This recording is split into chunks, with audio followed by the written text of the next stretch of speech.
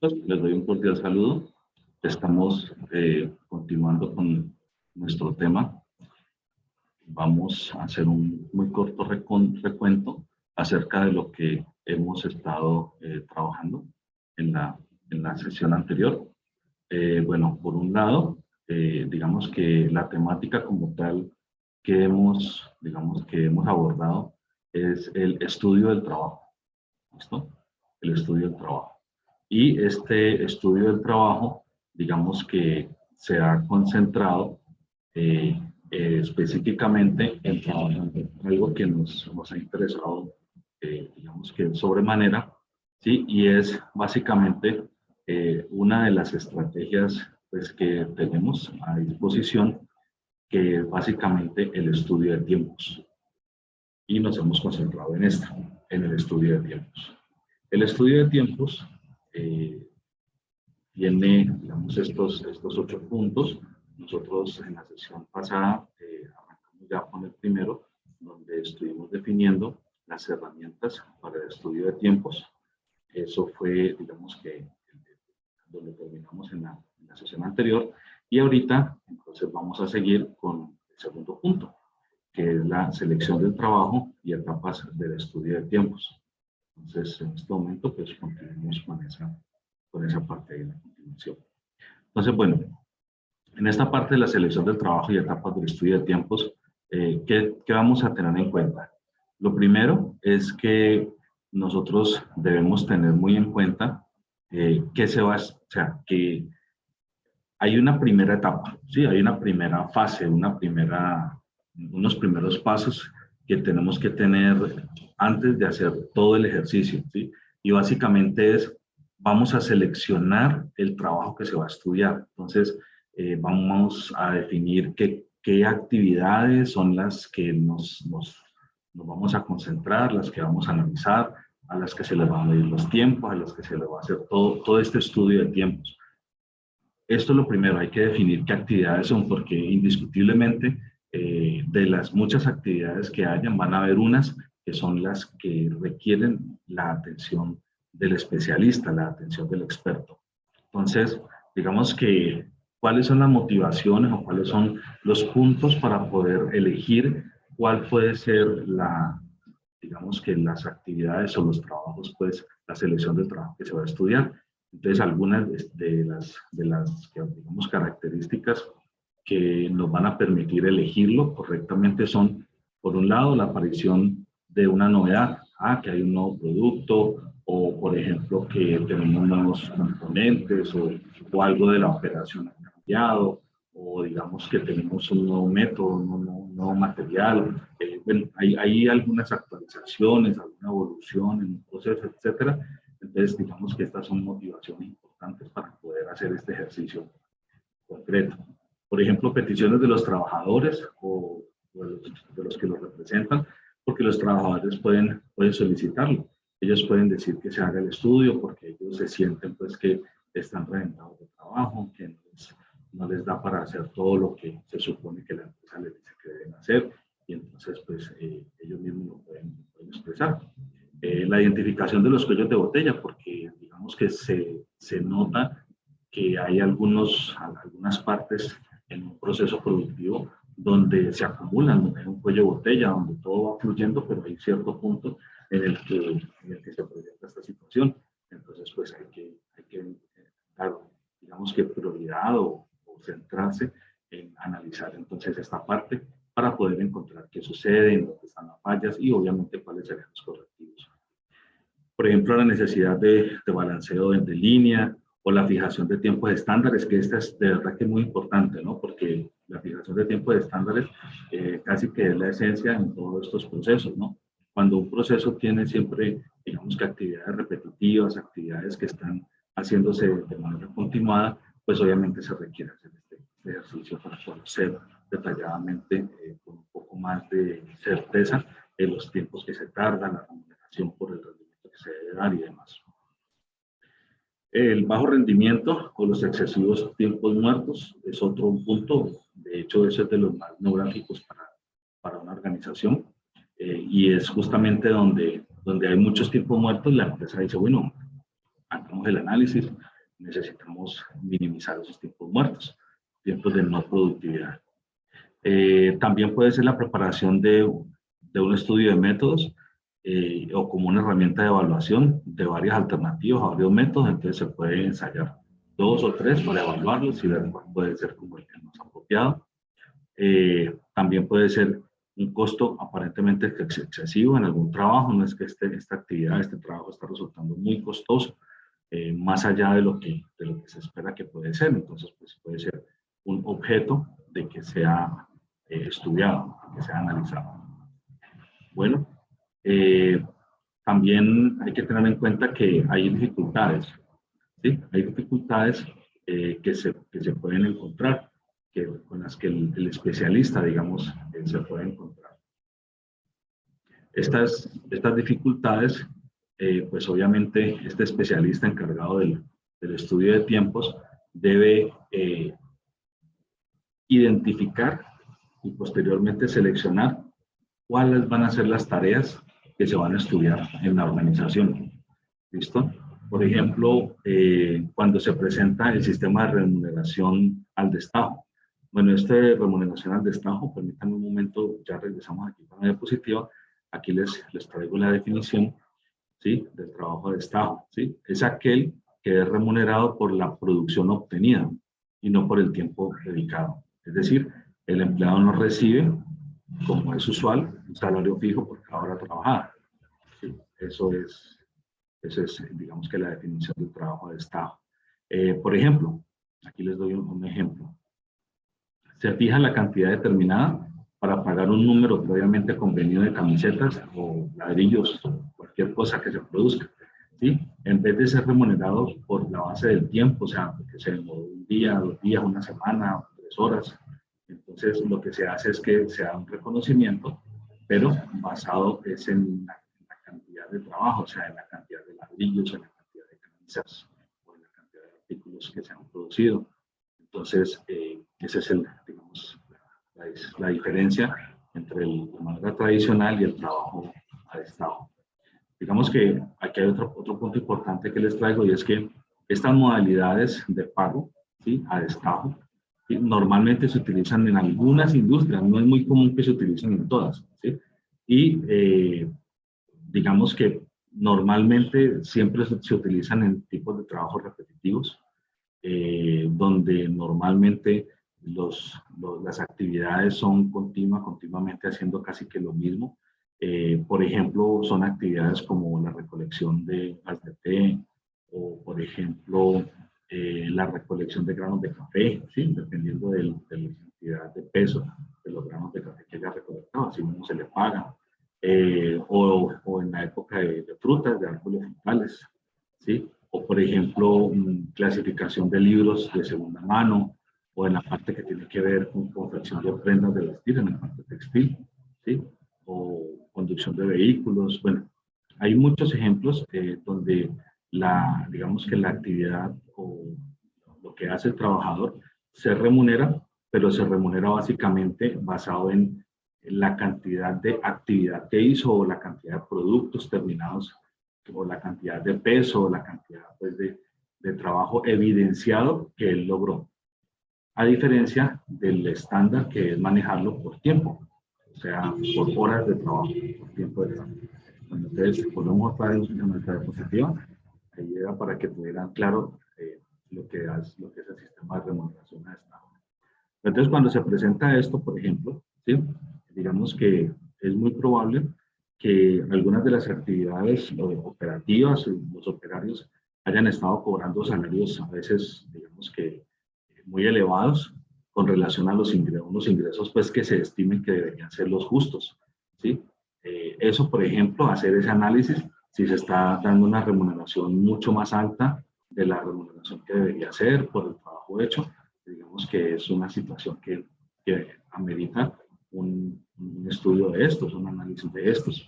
Entonces, finalmente es el especialista el que debe hacer todo este análisis y dar digamos que su dictamen de acuerdo a su criterio sobre cuáles serían específicamente entonces las tareas que va, pues, a concentrarse. Aquí hay algo bien interesante, y es que Los trabajadores normalmente cuando se va a hacer este tipo de estudios, digamos que no, no reciben muy bien como esta noticia, ¿no? Eso es algo que sucede con mucha, con mucha frecuencia. Entonces, digamos que toca que entrar pues a hacer un proceso con el administrador o con los coordinadores, etcétera, y normalmente es mostrándoles de que es para poder llegar a, digamos que a una medición justa, en la cual pues ellos salgan digamos, que también beneficiados porque se les pague justamente por su trabajo, que no haya injusticia en el pago de su trabajo, que normalmente muchas empresas como no tienen esa claridad, digamos que pecan por pagarle muy poco al trabajador. Entonces, cuando eso es lo que se está presentando, pues hacer este tipo de análisis, digamos que da como resultado un beneficio para el trabajador, porque se le da un reconocimiento más justo por el tiempo, por las actividades que el trabajador está desarrollando. También puede ser al contrario, ¿no? También puede ser que la empresa hay muchos tiempos muertos, etcétera, el trabajador se gana unos dineros, pero no es justo que se gane esos dineros porque una gran parte de ese tiempo no lo está trabajando, sino que está haciendo un tiempo perdido, improductivo. Entonces el trabajador también se acostumbra a estar, digamos, relajado, trabajando a media máquina y pues tampoco es la idea. Entonces si es una situación de esas, pues ahí el trabajador se siente que está, digamos que siendo perjudicado, pero la verdad es que no es que está siendo perjudicado, lo que pasa es que se está llegando al valor apropiado como debe trabajar. Bueno, muy bien, esto del trabajo de Estado ya lo habíamos dado ahorita en la definición. Normalmente hay que también hacer un paso importante, eso lo tiene que hacer este especialista que va a hacer el estudio, y es seleccionar los trabajadores, ¿sí? Para hacerle este estudio de tiempos. Entonces, digamos que aquí era algo de lo que les estaba comentando, que se puede notar como un clima hostil, ¿sí? Por parte pues, de los trabajadores cuando se va a hacer este estudio de tiempos, y pues normalmente es algo que se presenta. O sea, muchas veces ellos se creen que estos tipos de estudios siempre son pues, para ir en contra de ellos o perjudicarlos. Pero pues hay que ser muy honestos con ellos, hay que explicarles que hay que hacerlos, digamos que entender que es justamente para trabajar la justicia. Y la justicia va en ambas direcciones. La justicia es que si el trabajador está trabajando la mitad del tiempo y se le está pagando el tiempo completo, porque la otra mitad del tiempo le está por ahí relajado, esperando a que la máquina termine, a que pues, hacen ciertos tiempos que son improductivos, pues él tiene que tener también, o sea, él debe entender que son tiempos que se está perdiendo producción, no por culpa del trabajador, pero pues digamos los procesos están mal diseñados y finalmente acarrean eso. Y otra cosa es al contrario, cuando ya se le coloca demasiadas cosas al trabajador para hacer y no se le está remunerando como es, y entonces el trabajador está reventado, que tampoco debe ser eso. Entonces se debe manejar la justicia y la idea es hacerle entender al trabajador, digamos, esa situación. Cuando esto pasa, digamos que hay digamos, este ambiente hostil que se está presentando, normalmente siempre se sugiere ¿sí? Que haya un primer contacto ¿sí? Con esta parte que tiene que ver con cronometrar, que sea con los supervisores, o sea, con las personas que están como a cargo de ellos de manera directa. Y pues el especialista, la idea es que tenga una relación muy buena, excelente, con los supervisores, obviamente también con los trabajadores, pero con los supervisores, porque digamos esto va a fortalecer o va a sensibilizar de que este estudio se haga, digamos, bien hecho, porque va a estar respaldado por aquellos que están pues al frente de los trabajadores todo el tiempo. Digamos que con todo y eso, con todas estas circunstancias que también pueden suceder, también puede pasar de que, digamos, en el estudio de tiempos, no solo se seleccione la actividad, sino también que hay que escoger el operario, ¿sí? O varios operarios, si es el caso. Y para eso, digamos, hay una clasificación como de dos tipos de trabajadores. Una es los trabajadores que se denominan representativos, ¿sí? Y la otra es los trabajadores calificados. ¿Cuáles son los representativos? Los representativos son trabajadores, digamos, que tienen su competencia y desempeño dentro del promedio, ¿sí? Dentro del promedio. Entonces, cuando usted necesita hacer un análisis promedio del comportamiento de todos, pues este tipo de trabajadores, que son los trabajadores que están en el promedio, son trabajadores representativos. ¿Qué quiere decir? Que el tiempo que un trabajador de estos se tarda en hacer las actividades es el promedio esperado. Esto no es un trabajador rapidísimo, no es un trabajador que pierde tiempo tampoco, es un trabajador que está en el promedio de lo esperado. Y el otro tipo de trabajador se denominan trabajadores, como les dije, calificados. ¿Qué características tienen estos trabajadores calificados? Pues digamos que son aquellos que ya tienen experiencia, que ya conocen bastante el proceso y pueden tener además otras cualidades adicionales que puedan ser de mucha utilidad, pues según, digamos, se quiere lograr de manera satisfactoria, pues sacar los productos en calidad, en cantidad. ¿Sí? Entonces, estos dos tipos de trabajadores son la clasificación representativos y calificados. Bueno, también tenemos por comentar aquí que, digamos, si existe la probabilidad de que, el trabajo estudiado se realice en serie, o sea, que se termine una tarea e inmediatamente siga otra tarea, inmediatamente siga otra tarea y así sucesivamente. Entonces, digamos que es importante que el estudio se base pues, en varios trabajadores calificados. ¿Sí? Esto porque digamos, o esta característica o esta sugerencia, por qué se da. Básicamente, digamos que es, digamos que apropiado debido a que hay unos principios económicos en las operaciones. Y digamos que un trabajador lento y uno muy rápido normalmente suelen llegar a tiempos ya sea muy largos o muy cortos, cada uno pues en su caso, y esto incide en los tiempos, digamos, antieconómicos para la organización. ¿Y esto qué sucede con esto? Pues que redundan finalmente en inconvenientes para la mano de obra o en tiempos injustos para el trabajador medio. Entonces, básicamente, digamos que la premisa inicial es seleccionar trabajadores calificados y la razón es básicamente esta. Por otro lado, al seleccionar el operario, digamos, o los operarios, en caso de que sean varios, que ejecutarán pues un trabajo o que se estudiará en el primer orden, el especialista debe disponerse a exponerle cuidadosamente, digamos, el objeto del estudio, de lo que se va a hacer. Entonces, ¿qué se le va a pedir? Se le va a pedir que ejecute un trabajo al ritmo habitual, o sea, que no lo vaya a hacer muy rápido, que no vaya a hacer muy lento, que lo haga de manera normal, como lo hace todos los días. ¿Sí? Además de eso, que realice las pausas normales, las que está acostumbrado a realizar. En caso de que haga pausas, que las haga común y corriente, no vaya a dejar de hacerlas ese día, ni hacer más de las que hace normalmente. Y también que exprese las dificultades que vaya teniendo. Eso es bien importante también. La posición, digamos que física del especialista en cuanto al operario es bien importante y también depende de varios factores y debe responder también a unos, digamos que requerimientos básicos, como cuáles, como por ejemplo que debería ubicarse o situarse, ¿sí? De tal manera que él pueda tener visibilidad, que pueda observar todo lo que hace el operario y especialmente con sus manos, con sus ojos, con su cuerpo, o sea, sus extremidades o con las partes de su cuerpo que están involucradas en la actividad. Si es una persona que está haciendo un trabajo en el computador, pues será básicamente sus manos, sus ojos, y ya. Pero si es una persona que es un operario que involucra piernas, pues también debe tener visibilidad de sus piernas. O si parte de su actividad no involucra una mano, sino solo otra mano, pues entonces visibilidad sobre la mano que requiere.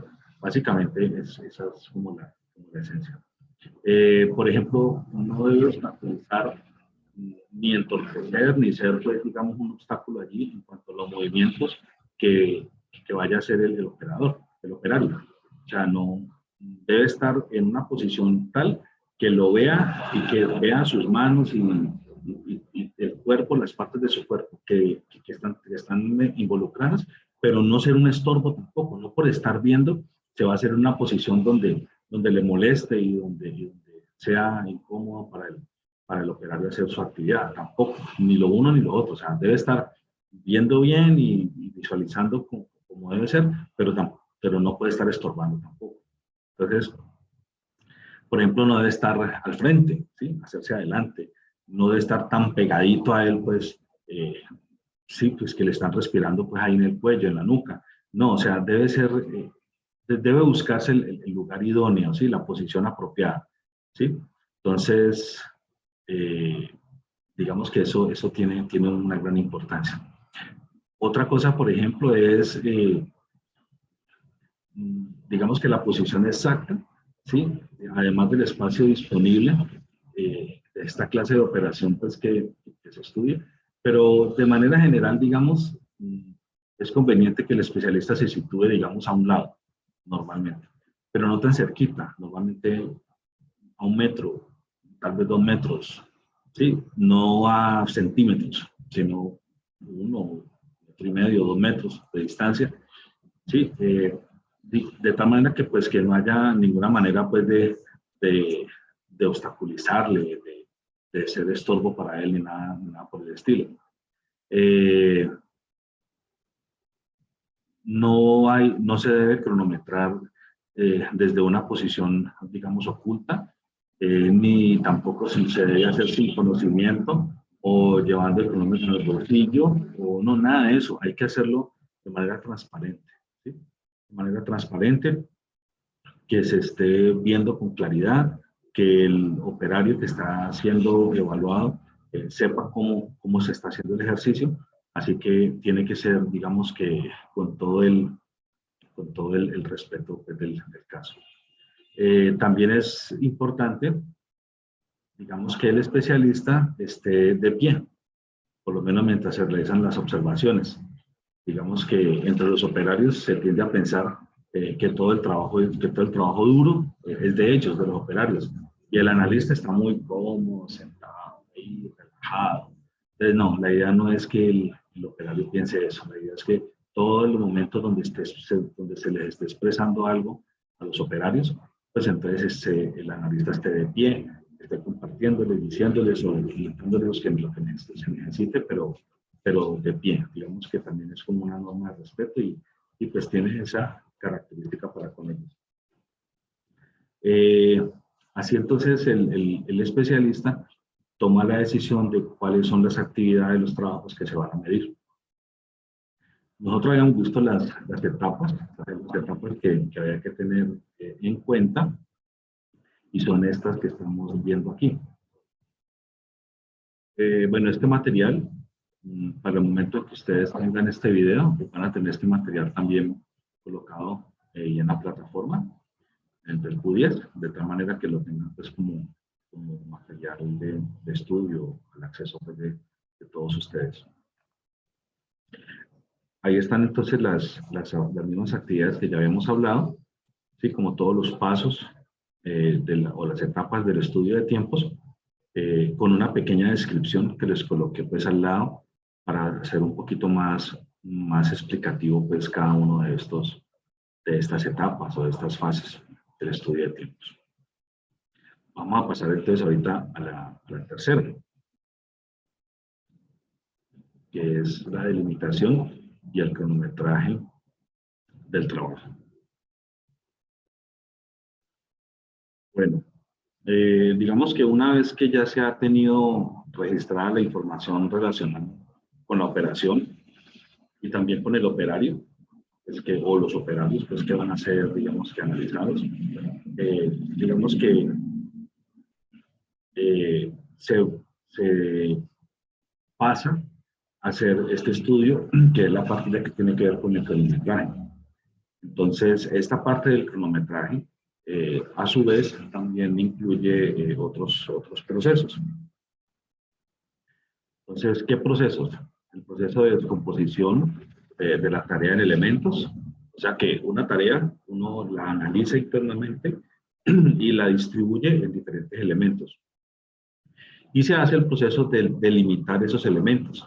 Entonces, ¿dónde arranca un elemento y dónde termina un elemento? ¿Listo? Y también se determina el tamaño de la muestra. Entonces, se analiza la tarea, ¿sí? Y se descompone en elementos y se determina cuál debe ser el tamaño de la muestra. El tamaño de la muestra es para saber, digamos, cuántos análisis se va a hacer, cuántas muestras se van a tomar. Quiere decir, se le va a poner a hacer al trabajador tantas veces ese ejercicio cronometrado para poder tener, digamos, la cantidad necesaria según lo que el estudio quiera. Estos procesos que guían, digamos, la fase de medición tienen, digamos, su inicio y su finalidad o su final, ¿sí? Digamos, como en cantidad de observaciones. ¿Listo? Es importante eso porque todo esto, digamos que se va a volver muy cuantitativo. De ahora en adelante, todos estos cálculos van a ser extremadamente cuantitativos. Bueno, la descomposición de la operación en elementos, ¿sí? Digamos que para ello hay que tener unos conceptos claros. Primero, ¿qué es elemento?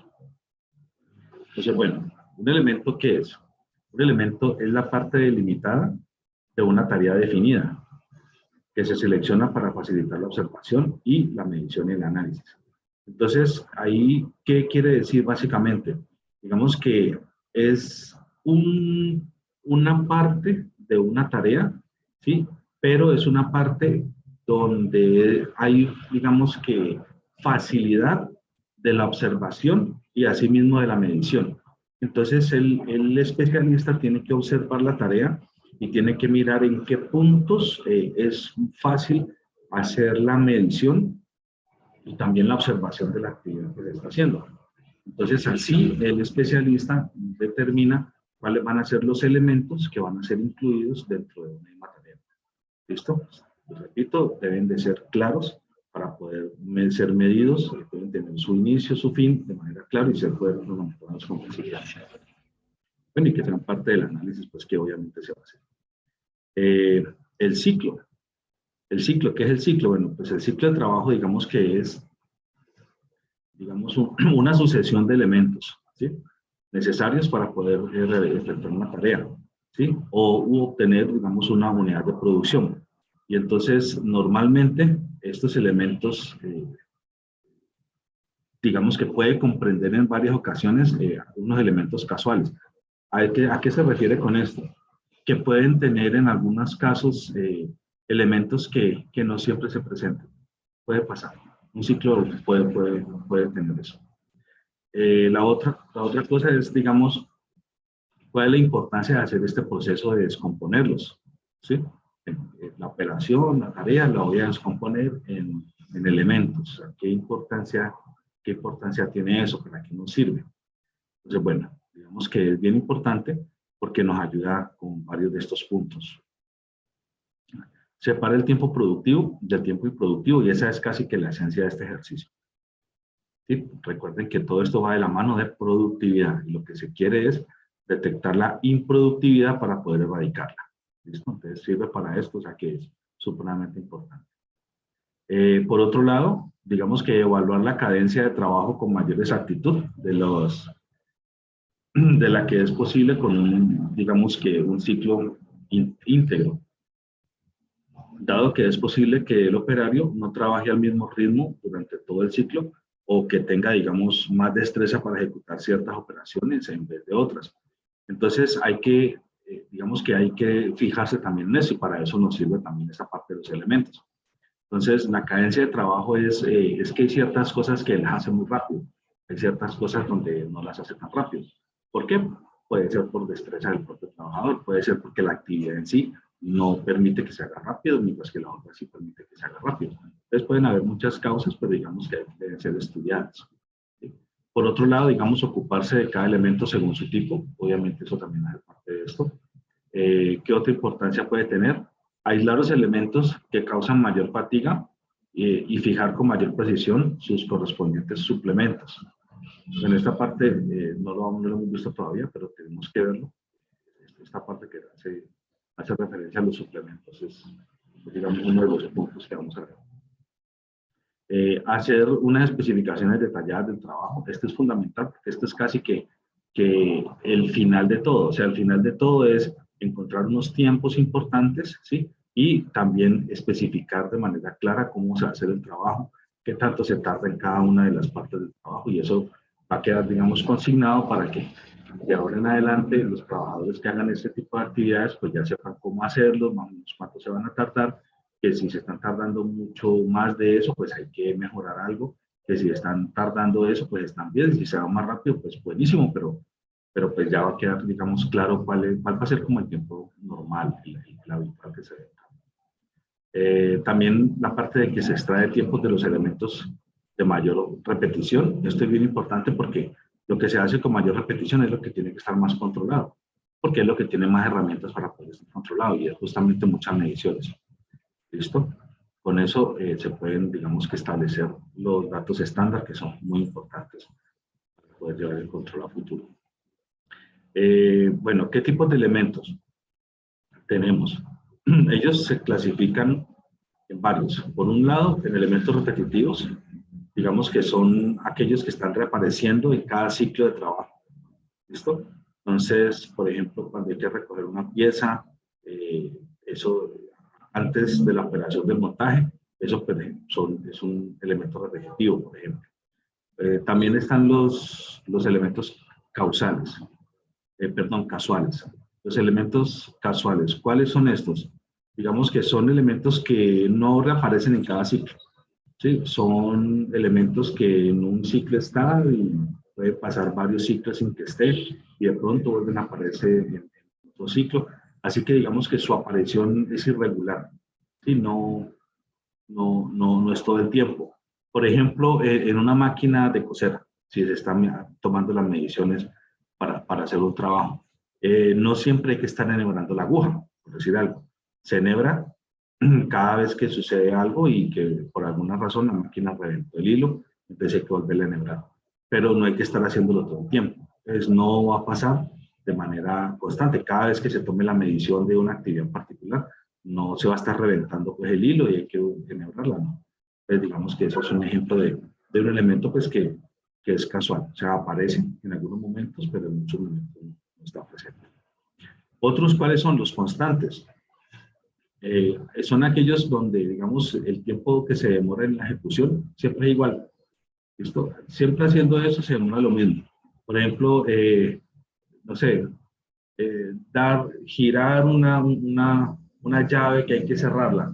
Y más o menos eso siempre, cerrarla, siempre va a tardar lo mismo. Cada vez que el operario va y la cierra, se tarda casi que igualito al mismo tiempo. Entonces, estos son elementos constantes, porque su digamos que duración es igual cada vez que se desarrolla. Otros, por ejemplo, son variables, elementos variables. Los elementos variables, por ejemplo, no son como los constantes, sino que cuando se presenta la situación de que hay que hacerlo, no siempre se van a tardar lo mismo. Por ejemplo, si hay un árbol y se va a cerrar un árbol, una madera, ¿listo? Entonces, no siempre tarda lo mismo, a pesar de que el árbol sea del mismo grosor que otro árbol que acaba de pasar. ¿Por qué? Porque un árbol puede estar con la madera más densa, más dura, por el tipo de árbol, o porque uno de los árboles está, digamos, en un estado más débil que el otro, entonces el que está más fuerte, pues cuesta más trabajo y se van a demorar más. Entonces, digamos que son elementos variables, no siempre van a tener, digamos que la misma duración. Por ejemplo, también hay elementos manuales, que pues, ¿cuáles son los manuales? Los que el trabajador hace. Aquellos que el trabajador hace con sus manos, ¿sí? Que se denominan los manuales. Están también los mecánicos. Los mecánicos, digamos que son todos los que se realizan de manera automática por una máquina. ¿Listo? Entonces, todo lo que es la fuerza motriz o todo lo que tiene que ver pues, con actividades mecánicas son elementos mecánicos. Hay más elementos, por ejemplo, que algunos se denominan elementos dominantes. ¿Cuáles son estos? Son aquellos que duran más tiempo, ¿sí? Que de cualquiera de los otros elementos realizados simultáneamente. Por ejemplo, cuando nosotros vamos a calentar el agua y mientras tanto nosotros preparamos la tetera y las tazas. Entonces, preparar la tetera y preparar las tazas, digamos que tiene una duración, pero el elemento dominante que se está haciendo es hervir el agua, calentar el agua, y eso tarda más que simplemente colocar la tetera lista o tener las tazas listas. Entonces, ahí, por ejemplo, ese es un elemento dominante.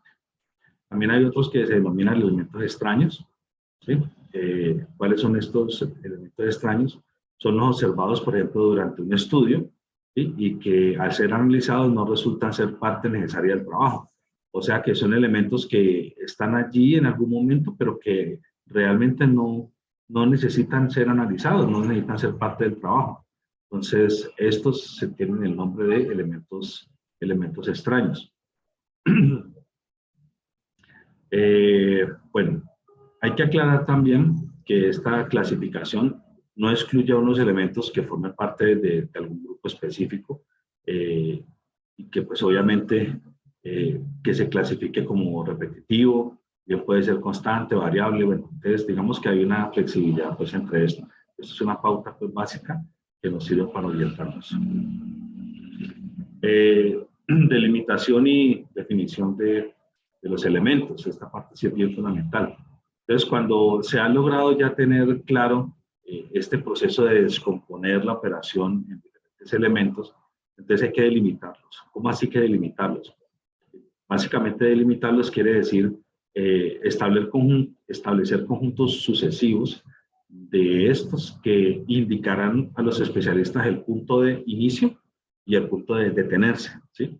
O sea, o anotar según el método que se está utilizando para cronometrar. Entonces, arranco a cronometrar y cuando pase cierta actividad, inmediatamente detengo la cronometrada. O hago una marca para decir que hasta allí se hizo y el cronómetro sigue, pero porque a partir de allí arranca entonces el elemento que sigue. La Organización Internacional del Trabajo, digamos que ha colocado unas reglas generales para que se haga la delimitación de estos objetos en operación. Y digamos que estas pautas generales, aquí las vamos a mostrar, son estas. Vamos a mirar cuáles son las pautas que la Organización Internacional del Trabajo ha mostrado. Los elementos deberán ser de identificación fácil, ¿sí? Y de comienzo y fin claramente definidos.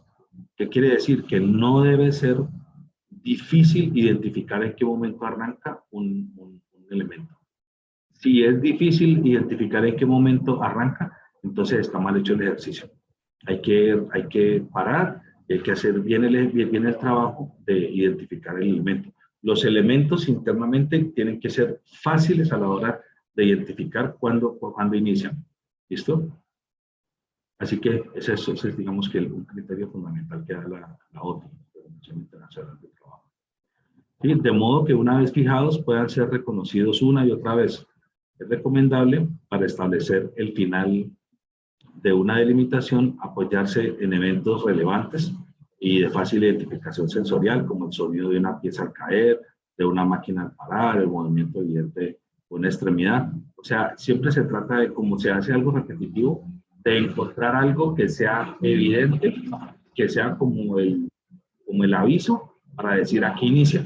Entonces, cuando la máquina produce un cierto golpeteo y cada que produce ese sonido, por ejemplo, puede ser el aviso y ahí está iniciando la actividad. Otro punto que nos menciona la OTI, dice, los elementos deberán ser todo lo breves que sea posible. ¿Qué quiere decir? Que no debemos colocar elementos grandotes, porque eso ya no es un elemento, eso es toda una tarea. Por tal de que el analista experto pueda aún cronometrarlos cómodamente. La comodidad se maneja por los especialistas en términos de unidades mínimas de medición. En la práctica, esta unidad mínima suele recomendarse como 2,4 segundos, porque el tiempo de 2,4 segundos es un tiempo perfectamente medible. No es muy corto, tampoco es largo. Miren, tercer punto que dice la OTI. Dentro de todo lo posible, ¿sí? Los elementos, sobre todo los manuales, deberían elegirse de manera que correspondan a segmentos naturalmente unificados y visiblemente delimitados por la tarea. Dada, por ejemplo, la acción de alcanzar una llave, acercarla al trabajo y apretar una tuerca. En ella se puede identificar múltiples movimientos, pero en estos casos en que para el trabajador sea uno solo, un movimiento autónomo, es preferible tratarlos como un solo elemento. Entonces, no está bien, digamos que ir tan al detalle de pedacito por cosita, movimiento por movimiento que haga, no, tampoco hasta allá. O sea, tiene que ser equilibrado, ni muy poco ni mucho. Los elementos manuales deberían separarse en toda medida de los movimientos de los mecánicos. Y particularmente cuando el estudio de tiempos forma parte de un proceso de estandarización de tiempos. ¿Por qué? Porque es que una cosa es tomar los tiempos que la máquina tarda en hacer algo, porque en caso de que lo haga muy rápido, lo haga muy lento, pues digamos que habría que hacer un ejercicio ya distinto al que de tiempos de los hombres, del ser humano. No estoy diciendo que es que uno pueda ser mejorado y el otro no, no, los dos pueden ser mejorados, pero pues son entes distintos, una cosa son unas personas haciendo un trabajo y la otra cosa es algo automático que una máquina está desarrollando. Entonces se deben medir, pero deben tenerse en cuenta por separado. Los elementos manuales deberían, bueno, eso ya está. Los elementos constantes deberían separarse de los variables. Y eso está muy claro porque como los constantes siempre tienen la misma duración, siempre es muy fácil estarlos teniendo en cuenta. Los variables, por el contrario, no. Los variables, como no están siempre durando lo mismo, entonces aquí se necesita una atención muy especial porque puede ser que cada vez sea una medición distinta. Los elementos que no aparecen en todos los ciclos, como los casuales y los extraños, deben cronometrarse aparte, ¿sí?, de los que se aparecen. ¿Por qué? Porque cuando se estén cronometrando, entonces van a inflar la medición. Y resulta que la están inflando porque apareció algo que es casual o que es extraño, pero no es porque digamos que los elementos que se están haciendo se estén tardando más, no, se están tardando lo que deben tardarse, pero es que se ingresó uno adicional que normalmente no se ingresa. Por ejemplo, en el transporte que hace un repartidor de algún producto y que, por ejemplo, tiene que invertir un tiempo despinchando la llanta, ¿sí? Entonces, hay que medir ese tiempo, hay que tenerlo en cuenta, pero hay que tener en cuenta que se está midiendo como una tarea casual o una tarea extraña, ¿sí?, que es que despinche la llanta, porque eso no es algo que sea parte de su actividad cotidiana todos los días. Entonces, digamos que estas son las pautas que da la OTI para identificar de manera clara los elementos. Aquí vamos a mostrar un pequeño cuadro que puede ser digamos que de una guía, una orientación. ¿Sí? Aquí se lo estoy colocando. Igual ustedes pueden tener acceso a este material. Todo este material lo estoy colocando en el Q10. El primer video y este segundo video están quedando, de hecho creo que el tercer video también, que si Dios quiere, se los estoy entregando en un par de días, confiando en Dios, que sería ya como la finalización de este pedazo, con ejercicios y todo. Pues digamos que esa parte ya, espero que todo quede como en el mismo PDF, o en el mismo pues, presentación de PowerPoint. ¿Por qué? Pues sencillamente porque todo es del mismo tema, ¿no? Entonces es como, a pesar de que hayan varios videos, pues quisiera dejar como un documento con todo el tema completo. Entonces ahí yo se lo voy a ir colocando, ya digamos para este momento ya está colocado ahí en el Q10, pero lo voy a completar, entonces digamos que se lo voy a ir reemplazando por el más completo hasta que está con toda la información. Cuando se va a hacer el cronometraje, ¿sí?, de los elementos, ¿cómo es ese ejercicio? Entonces, digamos que en el estudio siempre hay dos procedimientos principales para tomar el tiempo con cronómetro, y uno es el cronometraje acumulativo y otro es el cronometraje con vuelta cero. Entonces, vamos a entender un poco qué significan estos dos. ¿Qué es el cronometraje, digamos, acumulativo? Entonces, el acumulativo es, digamos, cuando usted hace funcionar el reloj y no lo interrumpe. O sea, el reloj va de largo andando y no se detiene, ¿sí? Entonces, se pone a correr al principio del primer elemento, ¿sí? Y digamos que el primer ciclo con el que usted lo pone a andar no se detiene hasta finalizar todas las observaciones, ¿listo? Y al final de cada elemento, el especialista consigna la hora que marca el cronómetro. Entonces, porque él digamos, arranca, y cada vez que se termina un elemento, la persona marca, pero el cronómetro no se detiene. ¿Sí? El cronómetro continúa y se termina el otro elemento y vuelve y marca, pero el cronómetro sigue. Digamos, los tiempos netos que corresponden a cada elemento, pues hay que hacer como una resta, ¿no? ¿Por qué? Porque el cronómetro continuó. Lo que va a quedar son las medidas de los momentos cuando la persona marcó. Entonces, arrancó y terminó el primer elemento, marca. O sea, el inicio del segundo elemento, marca. Inicio del tercero, inicio del cuarto, inicio del quinto, inicio del sexto. ¿Sí? Así. Entonces, cada marca, pues, va a quedar con la hora específica, pero el tiempo completo, digamos que no se ha detenido. El otro es el cronometraje con vuelta cero. Ese, como su nombre lo dice, digamos, ese sí consiste en tomar los tiempos de manera directa en cada elemento. Es decir, que cuando acaba el elemento se vuelve y se arranca desde cero para volver a medirlo. ¿Listo? Entonces, los dos se utilizan, pero definitivamente el que más se utiliza es el cronometraje acumulativo. Bueno, muy bien. El inicio y la finalización, digamos, del estudio, dado que, pues, digamos que es una información muy relevante en un eventual estudio, pues, por ejemplo, de fatiga, los trabajadores calificados en determinadas jornadas laborales. Entonces, es importante cocinar ese horario, el de inicio y finalización del estudio. ¿Listo? Es muy importante cuadrar ese horario, porque dependiendo ese horario, puede ser que los resultados sean de una u otra manera. Entonces, por ejemplo, si el trabajador ya está en sus últimos momentos antes de salir ya de cumplir sus 8 horas, pues en ese momento el trabajador tiene mucha más fatiga, está cansado, está agotado, ya quiere salir de trabajar. Entonces, normalmente no está tan activo como está, por ejemplo, al principio. Entonces, ¿cuándo es mejor tomar la medición?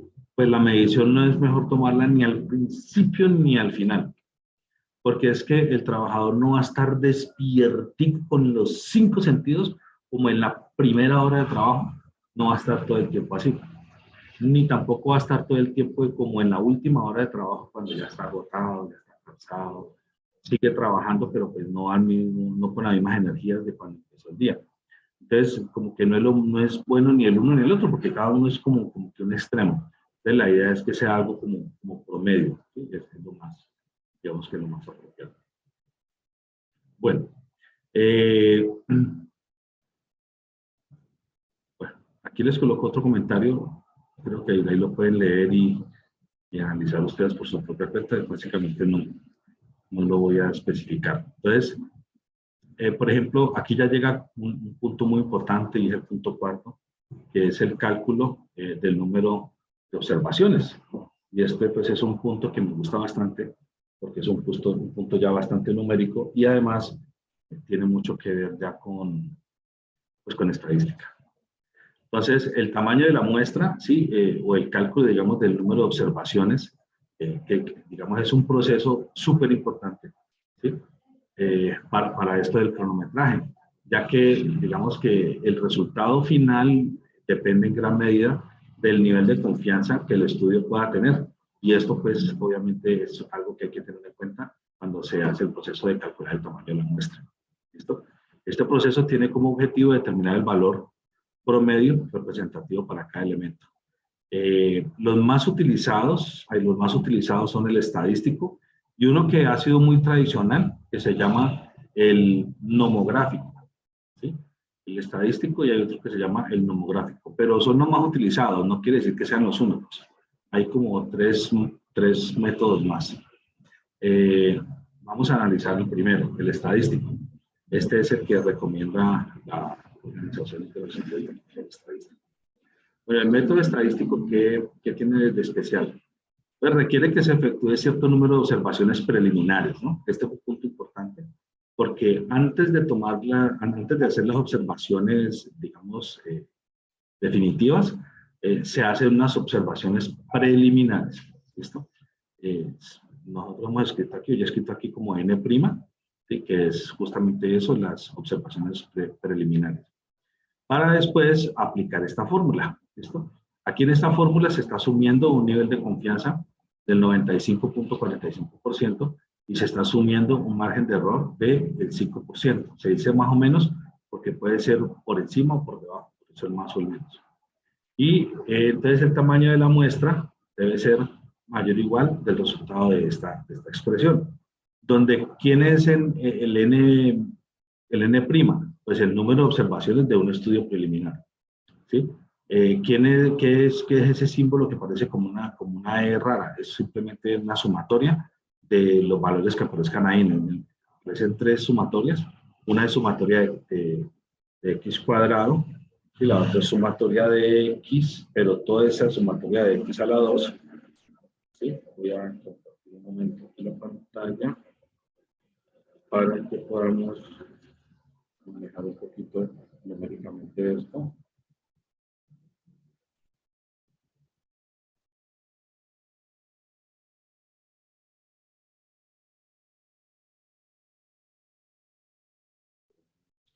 Yo autorizo aquí, se puede compartir.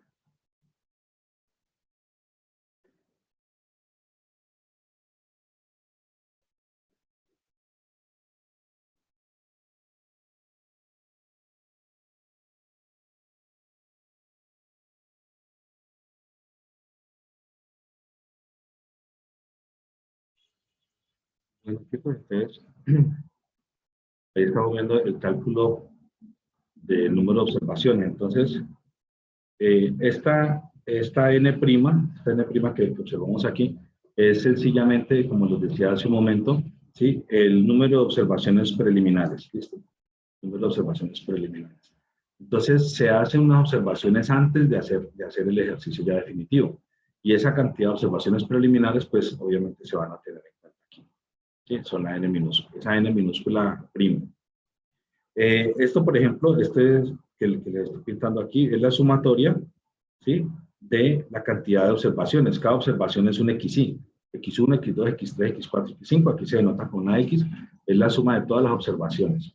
Y el resultado de sumar todas las observaciones se va a elevar a la 2. Esto es lo que hace esta fórmula. Mientras que aquí es diferente. Porque aquí, ¿qué es lo que está haciendo? Aquí está cogiendo cada observación y la eleva al cuadrado. Y la otra observación la eleva al cuadrado. Y el X3 lo eleva al cuadrado. Y el X4 al cuadrado. Y el X5 al cuadrado. Y después suma todos esos elementos que ya están al cuadrado. Y entonces hace esta sumatoria. O sea que esta primera sumatoria es coger X y elevarla a la 2. Y finalmente, después de eso, hacer la sumatoria. Aquí no. Aquí es cada elemento de X, lo sumo y lo sumo todos hasta encontrar la sumatoria. Y después de haber hecho la sumatoria de todos, ya ese resultado de la sumatoria le elevo a la 2. Entonces, si observan, son bien distintas las dos operaciones. Esta misma sumatoria de todos los X es la misma que va aquí. Exactamente la misma. Entonces, si hacemos esa operación, le damos al cuadrado y eso nos da un número, normalmente con decimales. Es muy raro muy extraño que nos dé un número exacto. Puede ser, puede pasar. Puede decir que no. Pero normalmente siempre dan decimales. Entonces, se asume que el tamaño de la muestra siempre es el entero inmediatamente mayor. Entonces, por eso yo acostumbro a escribirle mayor o igual, aunque es muy común en los textos encontrar con n igual, n minúscula igual. Pero la verdad es que como n minúscula es cantidad de observaciones o el tamaño de la muestra, entonces pues no puede ser un número decimal. Entonces siempre uno escoge el entero inmediatamente superior, por eso le digo mayor o igual. Aquí está pues detallado qué es cada uno de ellos, ¿sí? N' es el número de observaciones del estudio preliminar. Este es la suma de los valores. Este X son las observaciones. Y este 4 es una constante acerca del nivel de confianza, del 95.45%. Entonces, esa sería pues, la fórmula a tener en cuenta. Vamos a dar un pequeño ejemplo al respecto. Entonces dice, se realizan 5 observaciones preliminares. ¿Listo? Entonces, ¿qué me está diciendo eso? Pues que si son observaciones preliminares es n' y n' es igual a 5, como me están diciendo aquí. ¿Listo? Después me dicen los valores de los respectivos tiempos transcurridos en centésimas de minuto son, entonces todos estos números son en centésimas de minuto. ¿Sí? ¿Qué quiere decir centésimas de minuto? Pues la cienava parte de un minuto. ¿Listo? La cienava parte de un minuto. Entonces usted me dirá, uy, profe, ¿sabes qué es un segundo? No un segundo porque un segundo es la 60ª parte de un minuto. Pero aquí no estamos hablando de la 60ª parte de un minuto, sino de la 100ª parte de un minuto. Entonces no corresponde pues, a observar. Entonces aquí hay unas mediciones, ¿sí? 8, 7, 8, 8 y 7. ¿Listo? Y después dice, ahora pasaremos a calcular los cuadrados que pide la fórmula. Entonces sí, lo que pasa es que ¿qué pide la fórmula? La fórmula pide que yo tenga todos los X1, X2, me dijeron en este caso que eran 5, ¿correcto? 8, 1, 2, 3, 4, 5, listo. Eran 5. Entonces, X1, X2, X3, X4 y X5 son 5. Usted los suma y aquí, ¿qué obtiene cuando hace esta suma? Aquí obtiene la sumatoria de todos los X. La sumatoria de todos los X. Eso es lo que obtiene usted aquí. O sea que esto que está obteniendo usted aquí es lo que va aquí y es lo que va aquí. ¿Listo? En otras palabras, para nuestro ejercicio particular, ¿sí? Es la suma de estos, que da 38. Por eso usted pone aquí 38 abajito y 38 aquí. Ahorita, ¿qué es el otro? ¿Qué es este de aquí? Este de aquí es coger cada uno de esos elementos y darlo al cuadrado. Entonces aquí tengo el X1 a la 2, X2 lo tengo a la 2, X3 lo tengo a la 2, X4 lo tengo a la 2 y X5 lo tengo a la 2. Y sumo todos esos elementos. Esto es la sumatoria de X cuadrado. Y esa sumatoria de X cuadrado,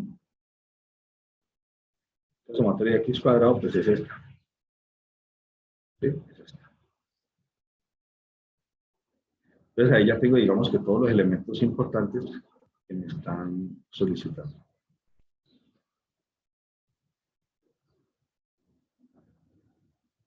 Bueno. Entonces, ¿cuál es la suma de esto? Es 38. Entonces, por eso tenemos 38 ahí. Y aquí están elevados al cuadrado, ¿sí? Si usted se da cuenta, 8 al cuadrado es 64, 7 al cuadrado es 49 y así sucesivamente. De ahí la suma nos dio 290. Entonces, ¿qué es 290? Pues 290 es el X, la suma de los X sub I a la 2. Esto es sumatoria. ¿Listo? Entonces eso me da 290, según aquí el ejercicio. Ese 290 por eso va aquí. ¿Por qué va aquí? ¿Por qué va aquí este 5? Sería la pregunta que uno podría hacerse. Pues porque esa es la cantidad o el número de observaciones del estudio preliminar. Entonces se dijo que aquí.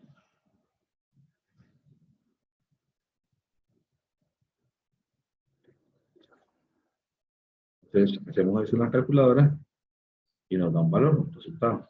Entonces, como siempre es mayor que, y debo escribir el número entero inmediatamente mayor, entonces debe ser 7. Entonces, por eso decimos aquí n igual 7.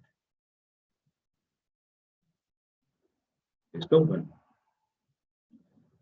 Muy bien, dado que el número de observaciones preliminares es 5, ¿sí? Que es inferior al requerido, que es 7, entonces debe aumentarse el tamaño de las observaciones preliminares. Y luego otra vez recalcular la n. Puede ser que en el recálculo se determine que la cantidad 7 ya son suficientes. Bueno, también nos muestran el método estadístico, pero como una segunda alternativa del método estadístico. Y es esta, donde se trabaja con esta fórmula. ¿Listo? Vamos a explicar. Miren lo que tenemos aquí. Por medio de esta fórmula se determina el número de observaciones necesarias para obtener el tiempo de reloj representativo, teniendo en cuenta un error porcentual y un nivel de riesgo. Básicamente corresponde a otra metodología sobre la base del método anterior. Cualquier discrepancia en el resultado corresponde a las aproximaciones decimales utilizadas en el método de la OIT. Entonces, ¿quién es esa K de aquí? ¿Sí? Es el coeficiente de riesgo. Listo. ¿Quién es ese sigma? La desviación típica de la curva de distribución. ¿Quién es C minúscula? El error expresado en forma decimal. ¿Quién es ese X trazo? Es la media aritmética de todos los tiempos X sub I. Entonces, esa es la fórmula. Entonces, supongamos nosotros el coeficiente de riesgo, sí, este coeficiente de riesgo de aquí, el K, ¿sí? Hace referencia al número de sigmas para asegurar un grado de confianza. ¿Cómo así el número de sigmas? Podrá usted preguntar. Sí, entonces lo que pasa es lo siguiente. De aquí a aquí hay un sigma, una desviación estándar. De aquí a aquí hay otro sigma, hay dos desviaciones estándar a la derecha. De aquí a aquí hay otro sigma, una desviación estándar a la izquierda, una desviación estándar a la izquierda y una tercera desviación estándar a la izquierda. Aquí también una tercera desviación estándar a la derecha. ¿Qué es lo que sucede? Sucede que en la medida en que yo tomo un rango de dos desviaciones estándar, pues entonces dos desviaciones estándar están abarcando, ¿sí?, el 68% de la población. Pero si yo tomo a ambos lados otra más, o sea, dos por la izquierda y dos por la derecha, cuatro desviaciones estándar. Entonces, en el caso de cuatro desviaciones estándar, ya estamos trabajando con el 95%, que eso es muy bueno para un estudio. Si quiero trabajar con tres desviaciones estándar, pues obtengo un puntaje espectacular, un porcentaje de confianza espectacular, 99.73, pero obviamente, digamos que es suficiente normalmente con que sea 95, 45. Teniendo en cuenta esto, entonces aquí podemos decir que es muy común que se hable del 95.45% y básicamente de K igual 2. Esto de K igual 2.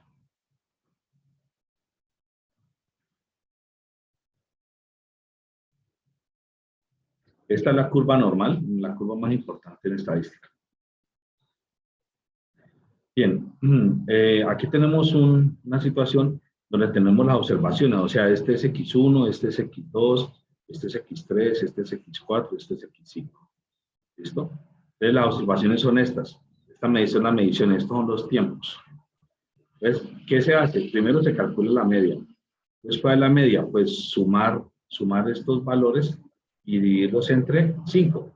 O sea, como que dice, hacer 8 más 7 más 8 más 8 más 7, y eso divide entre 5. ¿Listo? Bien. Y allí me va a dar esa sumatoria. Y esa sumatoria, después, ¿qué debo hacer? Debo dividirla entre la cantidad de muestras. En este caso, la cantidad de muestras son 5. Entonces, dividirlo entre 5. Y allí, entonces, es donde obtengo la media. ¿Sí? La media. Entonces, esta es la forma de calcularla. Una vez ya tengo la media, entonces ya puedo hacer esta columna. Esta columna es X menos la media. ¿Sí? Esta, y también esta es X menos la media y el resultado al cuadrado. Entonces, en esta fórmula yo obtengo aquí que este es X menos la media y el resultado a la 2. Entonces estaríamos hablando de, como quien dice, este valor de aquí. Este valor de aquí viene a ser lo mismo que todo esto de acá. Y eso divide entre n, que son 5. Entonces obtenemos, después de sacar la raíz también, obtenemos 0,4899. Sería como la respuesta a este tipo de ejercicios.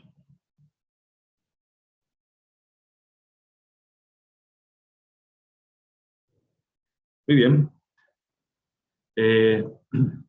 Para comparar los resultados, digamos que se obtienen por medio de esta formulación, entonces vamos a utilizar el mismo margen de error, ¿sí?, del caso anterior, que era más o menos 5, y que se pretende, digamos, el 95.45% de las mediciones con cronómetro tengan, cuando mucho, 5% de error en el dato real, de acuerdo pues con la distribución normal. Entonces reemplazo los valores, ¿sí? Este K, pues es 2 veces. Este sigma, pues es esto que me ha dado. Este error es 0,05 y este sigma cuadrado es, perdón, este sigma no, la media es 7,6. Y todo eso al cuadrado. Entonces tengo un solo número. Tenemos aquí, digamos que después de reemplazar en la calculadora y hacer todo el ejercicio, 6,64, pero como es una desigualdad mayor o igual, entonces aquí se toma ese 7. ¿Listo? Ahí el valor que se tomaría sería el 7. Bueno, conducen al mismo resultado, es un ejercicio, digamos, que nos lleva al mismo. Y aquí está el otro, el método monográfico. Este método monográfico también es bien importante, es muy utilizado, son los dos más utilizados. Y esto ya se basa en unas tablas que están previamente construidas y digamos que nos fijamos en los resultados que dan estas tablas. ¿Cuál de los dos es más apropiado? Pues yo diría que el anterior, pero eso no quiere decir que este no se use, este también se usa, de hecho es de los que más se usa. Entonces, primer punto para usar este método, ¿sí? Realiza, dice aquí, realizar una muestra tomando 10 lecturas si los ciclos son menor o igual a 2 minutos y 5 lecturas si los ciclos son mayores a 2 minutos. Entonces, mire lo particular que dice. Si son menores o iguales a 2 minutos, hacer 10. En cambio, si son mayores a 2 minutos, entonces,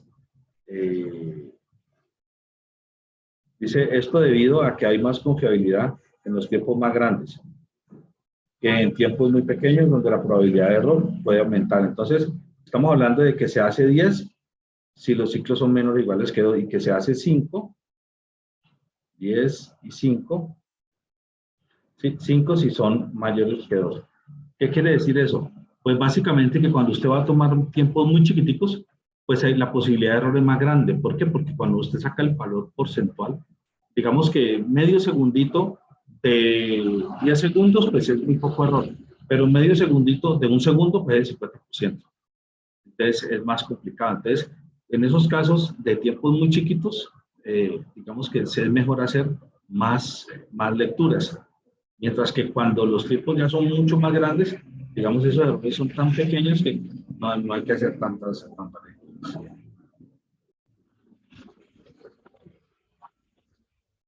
Listo. Segundo, calcular el rango o intervalo de los tiempos de ciclo, es decir, restar el tiempo mayor menos el tiempo menor de la muestra. Entonces, como cada vez que se hace un ejercicio en estadística, lo primero que se hace es ordenarlo de menor a mayor. Y cuando ya esté ordenado de menor a mayor, me fijo en el elemento más grande, que es el X máximo, y en el más pequeño, que es el X mínimo. Hacemos la resta, y cuando ya tenga la resta, entonces ya tengo lo que se denomina el rango. Bueno, así calculamos el rango. Estamos hablando del método monográfico.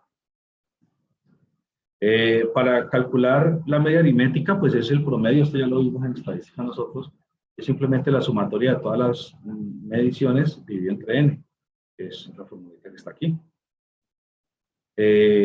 Donde pues esto es la sumatoria de los tiempos de la muestra y este es el número de ciclos tomados.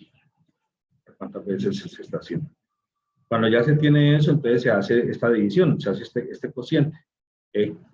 R, que es el rango, dividido entre la media. Entonces, después de eso viene el cuarto punto, que es hallar este cociente. ¿Sí? R mayúscula dividido entre la media, entonces se calcula ese valor. Y después se busca este cociente en la siguiente tabla, que es esta tabla de aquí, ya la vamos a ver más en detalle. ¿Sí? Y se ubica el valor correspondiente al número de muestras realizadas, si fueron 5 o fueron 10, y ahí se encuentra el número de observaciones a realizar para obtener un nivel de confianza del 95% y un nivel de predicción del 5%. Siempre se trabaja como con esto. No quiere decir que sea una camisa de fuerza, se puede hacer con más porcentaje, pero con ese digamos que ya está bien. Entonces, miren la tabla tiene entonces el cociente R sobre X. Ese cociente R sobre X se obtiene aquí. Y cuando ya lo tengo, entonces, ¿qué voy a hacer después? Me voy a fijar en el valor de aquí o en el valor de aquí, depende de la columna que corresponda, según sea el caso. Bueno, o acá también.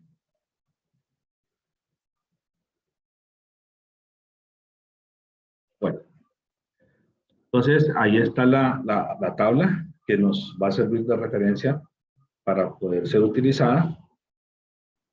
Y vamos entonces a hacer un ejemplo. Entonces dice, tomando como base los tiempos contemplados en el ejemplo del método estadístico, abordaremos el cálculo del número de observaciones según el método tradicional. En primer lugar, como el ciclo es inferior a 2 minutos, entonces se realizan 5 muestras. ¿Por qué? Porque es menor que 2. ¿Listo?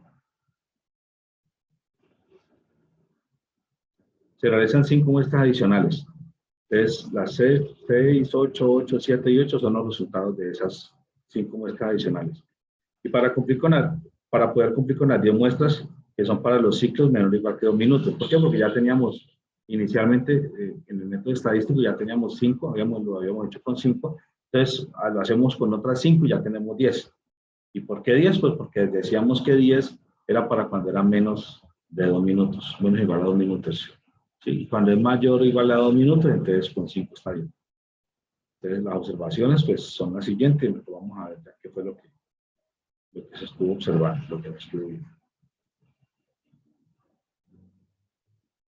Entonces, ahí ya, aquí ya me quedaron todas las mediciones. Entonces 1, 2, 3, 4, 5, hasta aquí fue una y aquí ya hicieron la otra. 1, 2, 3, 4, 5, sí señor. Entonces el resultado de esto me dio 75. ¿Qué hago con eso? ¿Lo divido entre qué? Entre 10. Y eso me da 7.5 y esa es la media. Esa es la media. ¿Y cuál es el rango? El rango es el número más grande menos el número más chiquito.